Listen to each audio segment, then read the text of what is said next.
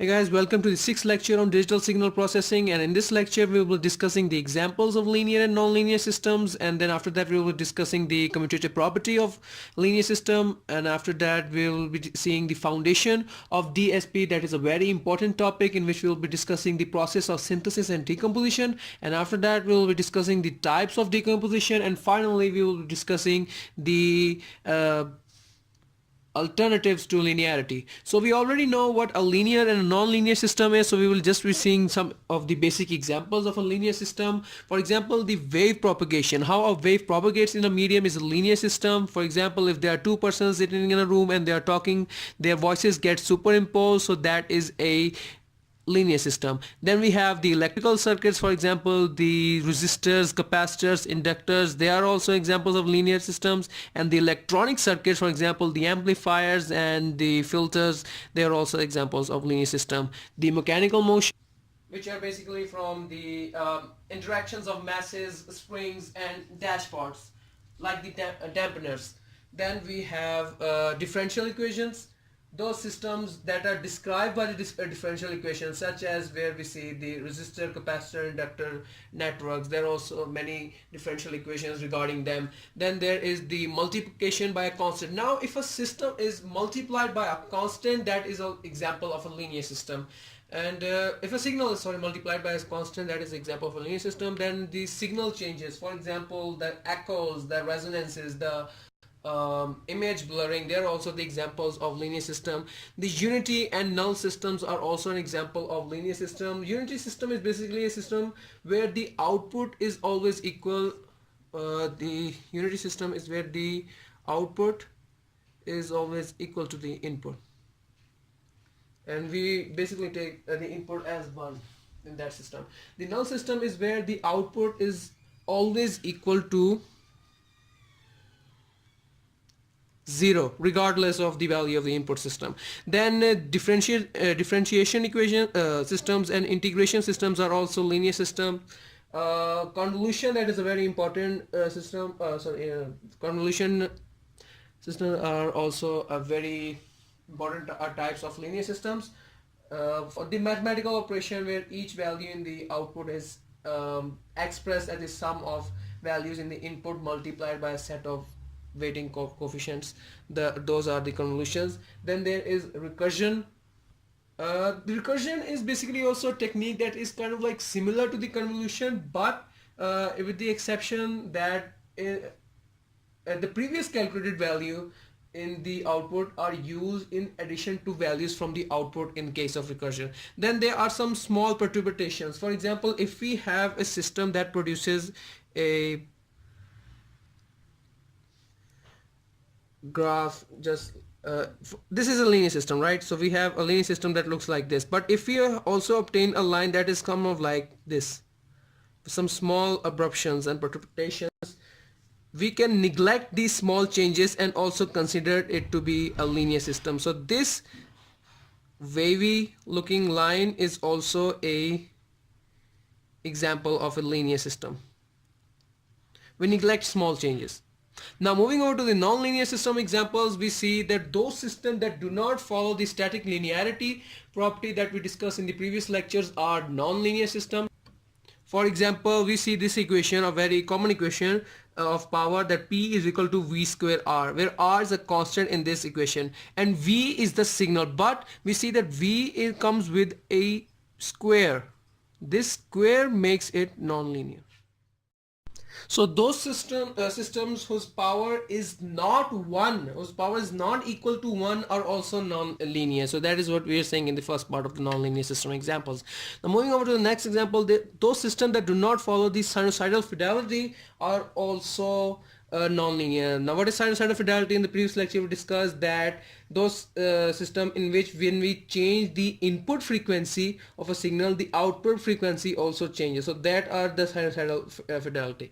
That is the sinusoidal fidelity, and if the system that do not follow this property are also non-linear systems. Then there are the electronic distortions, such as clipping and crossover distortions and slowing. Clipping is basically when we have a system that like this and we clip its amplitudes and we only have this part left of the system. So there is also a nonlinear system. Then there is a hysteresis phenomena such as the magnetic flux density versus the magnetic intensity in iron or many mechanical stress values.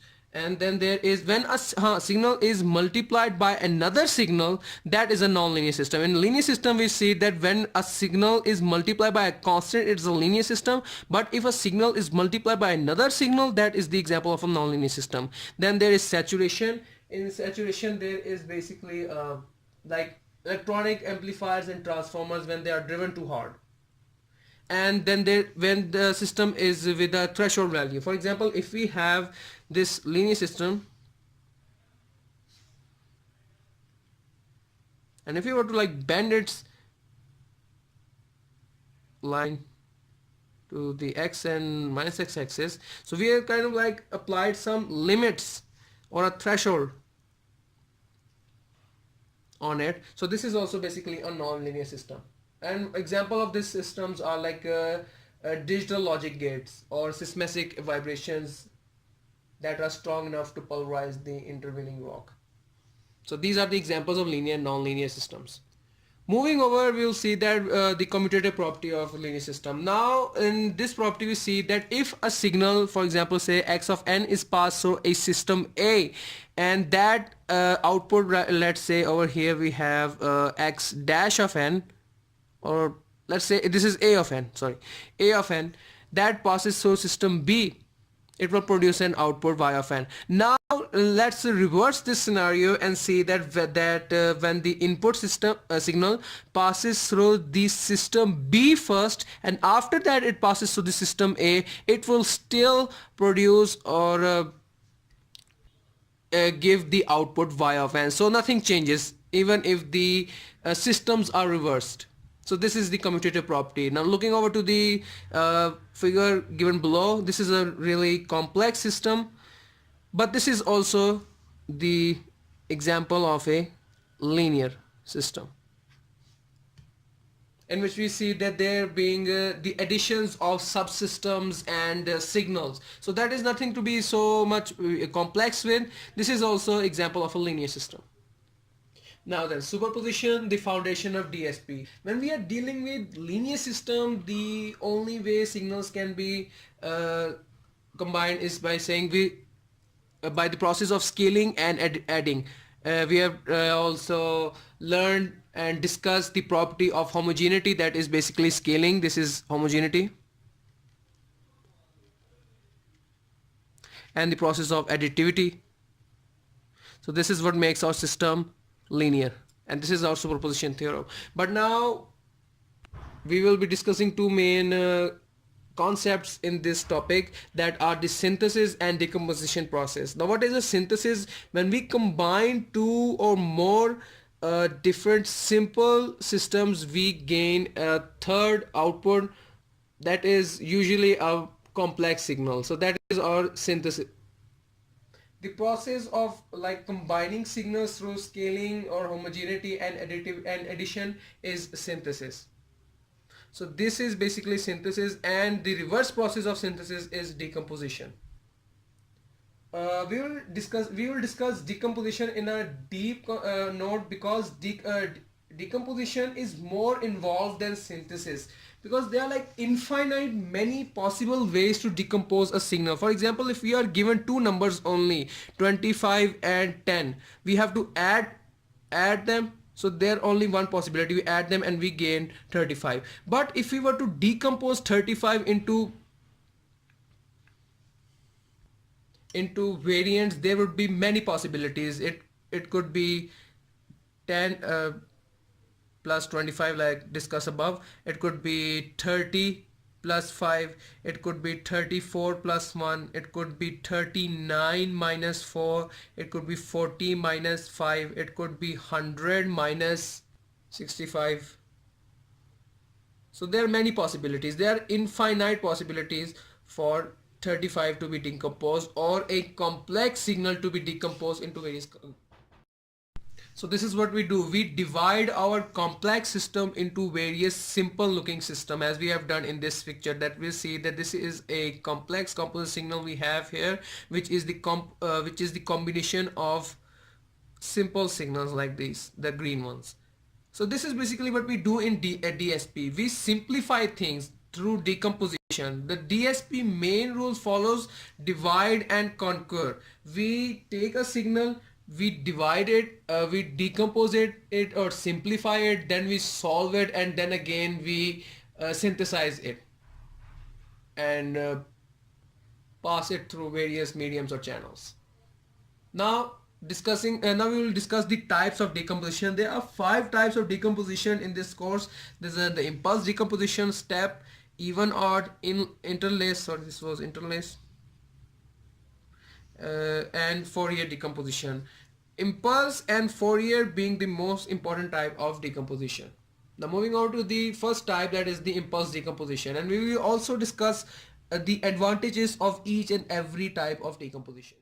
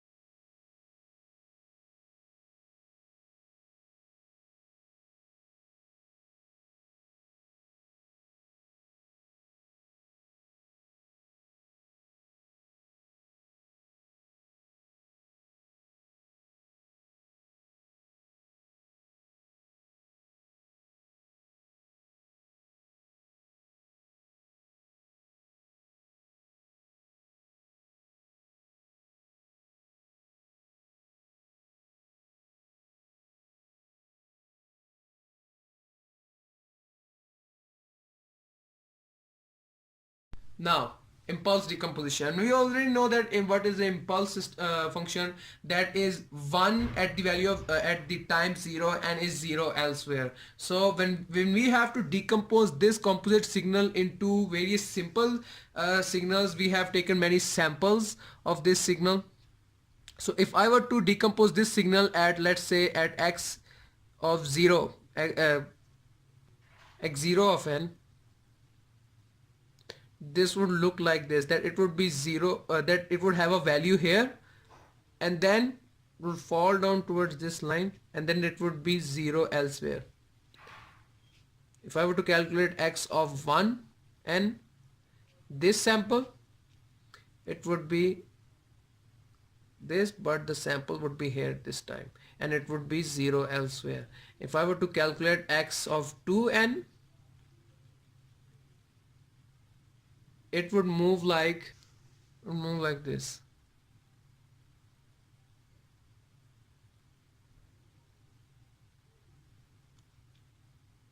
And elsewhere, and that is how we will calculate for x n of n in for each and every sample of this signal. Now, what are the advantages of decomposition? We can of the the advantage of impulse decomposition is that it allows signal to be examined one sample at a time. So we are saying that we can example each and every sample at a time. And similarly, by doing that, we can also characterize our systems, like how they respond to impulses. And the second advantage of this decomposition is that the system's output can be calculated for any given input. This approach is called convolution,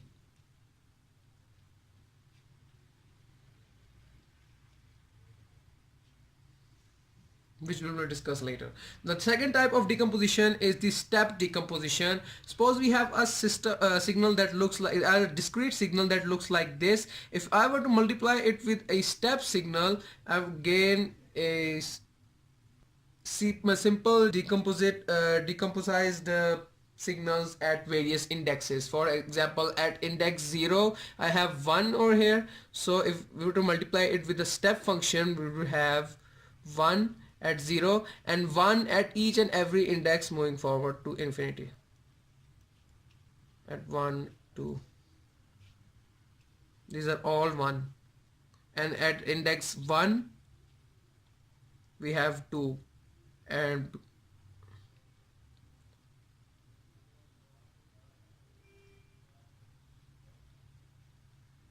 it will be 2 for the rest of the indexes forward. And at index 2 we have the value -1,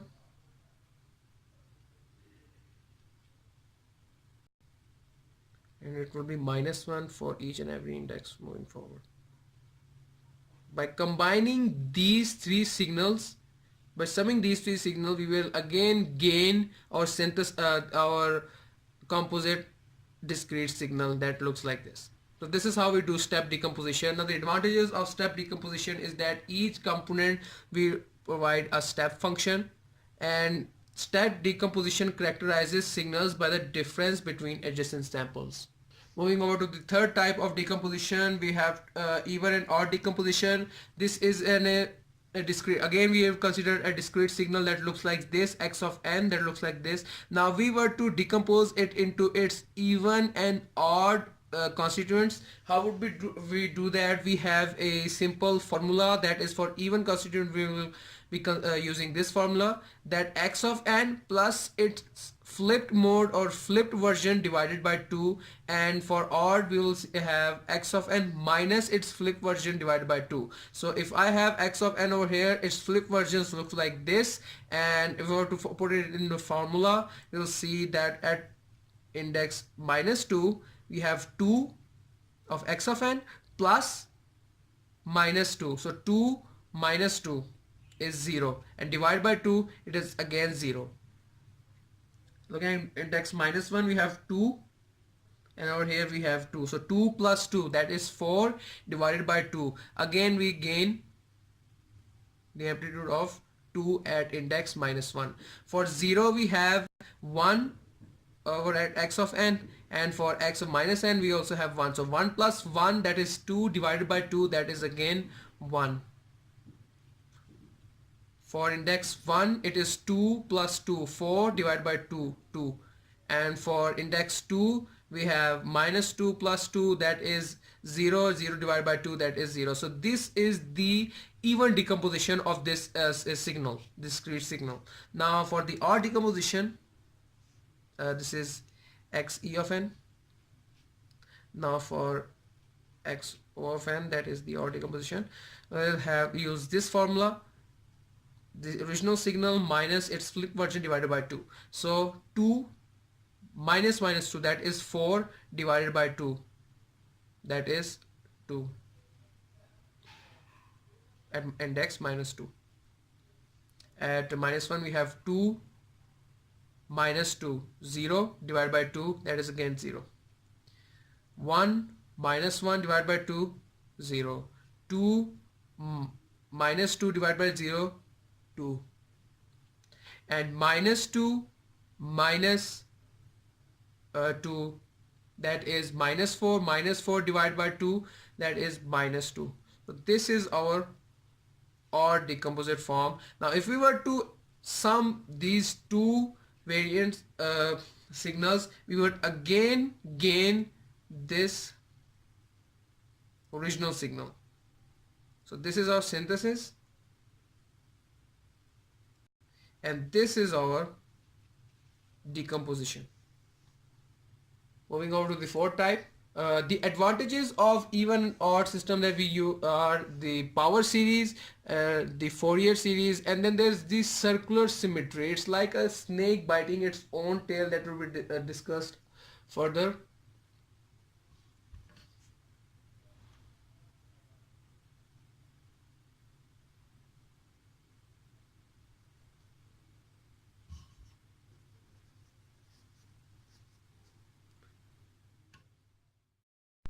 Basically it's based on viewing the end of the signal as connected to the beginning of the signal, but that is something that is not so important to be discussed. The next type of decomposition is the interlaced decomposition. In interlaced decomposition we will be seeing the even and odd indexes of our original signal. For example, we have taken this example again, and we will be considering its even indexes first.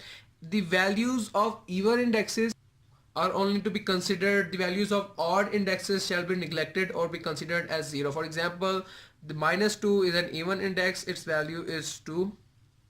Minus 1 is odd, we will consider it to be 0. And 0 is an even, 1. And 1 is an odd, we will neglect it, and minus 2 is an even. So minus 2, 1, 2, at 2, 0, and minus 2. For odd, we will be neglecting the even indexes. This is 0, this will be 0, and this will be 0. And minus 1 we have 2, and at 1 we also have 2. So by combining these two signals we will gain our interlaced decomposition. The advantage of interlaced decomposition is that it improves the speed of a system by a factor of hundreds or thousands or maybe even higher. The next part is the Fourier decomposition, which is the most important type of decomposition. In Fourier decomposition we basically decompose our very much composite complex signal. Let's say this is our complex signal into various simple sinusoid signals.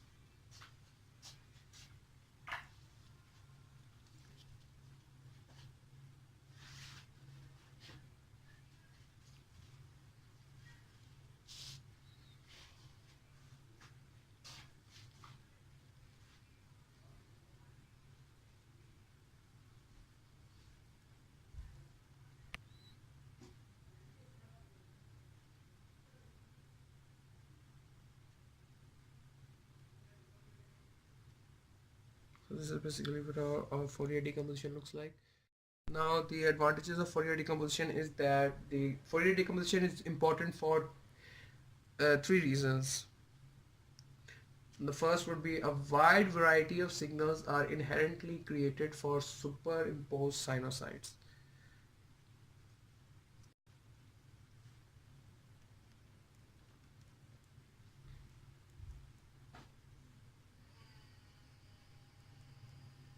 So these were our sinusoid which were superimposed, and a variety of signal was created. For the audio signals are a good example of this type of decomposition. Fourier decomposition provides a direct analysis of the information contained in these type of signals. Second advantage of Fourier decomposition is that linear systems respond to sinusoids in a unique way. For example, a sinusoid input always results in a sinusoid output.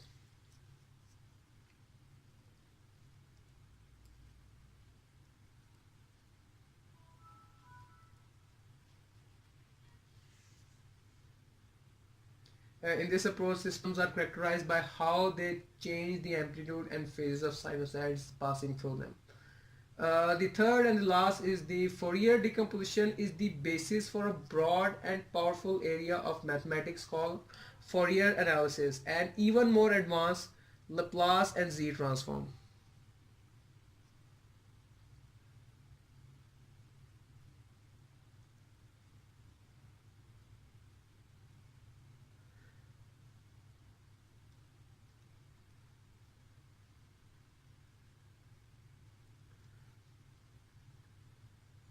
So these are the advantages of Fourier decomposition. Alright, now moving on to the last part of our topic is the alternatives to linearity. Now, to appreciate the importance of linear systems, we should consider that there are like only one major strategy for analyzing systems that are non-linear, and that strategy is to make the non-linear systems resemble a linear system. How do we do that? Number first is that we ignore the non-linearity or the small changes. Ignore non-linearity. Because if the non-linearity is small enough, the system can be almost considered to be a linear system. So that is our first alternative. Second way is to uh, keep the signals very small.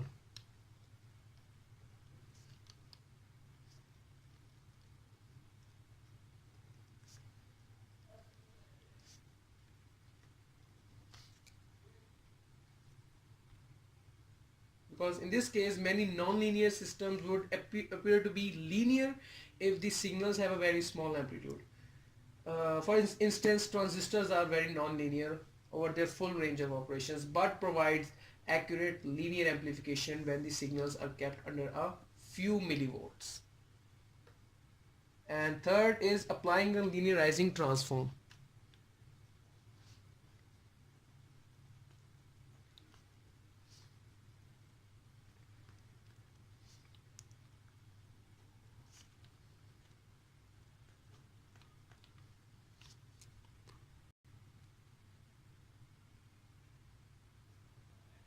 For this, let us consider that there are two signals. They are multiplied to be a third signal. For example, there's signal A of n, and then there's a signal B of n. They are multiplied together and they make another signal C of n. Now we have already learned that when a signal is multiplied by another signal, it is an example of a non-linear system. But if we were to take the logarithm of this system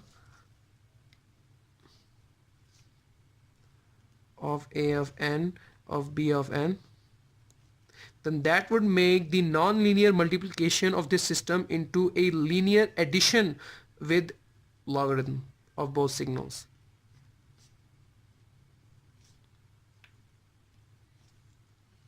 So this is another alternative to turn non-linear systems into linear, and this approach is called homomorphic signal processing.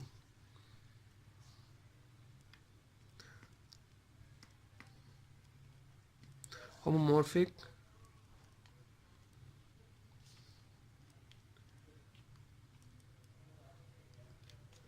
signal processing. So with that we complete our today's lecture, and that will be all for today. Thank you.